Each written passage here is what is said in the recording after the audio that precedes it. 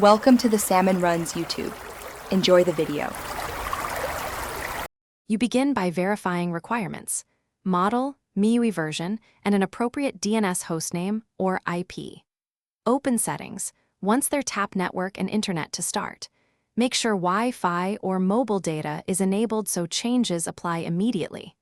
If you're using a provider IP versus a DNS over TLS hostname, note that private DNS on Android accepts hostname only. You'll need a TLS-capable name like 1.1.1.1. Cloudflare DNS.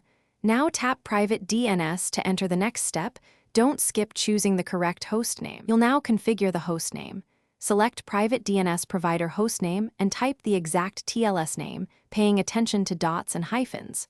Once done, press save. The system will validate. If it fails, double-check spelling and provider support for DNS over TLS.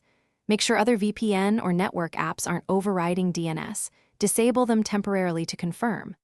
After saving, clear browser cache or restart the app you'll test. Then load a website to verify resolution. Uses the new DNS provider immediately. To finalize, reboot your Redmi to ensure the private DNS setting persists across sessions. Once restarted, return to settings to confirm the hostname remains. If pages fail to load, switch private DNS to automatic, then re-enter the hostname. This clears transient state. Make sure your provider supports DNS over TLS. If not, switch provider.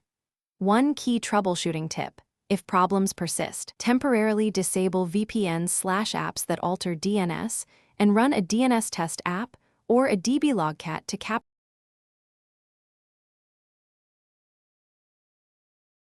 Thanks for watching. Consider subscribing if we helped you.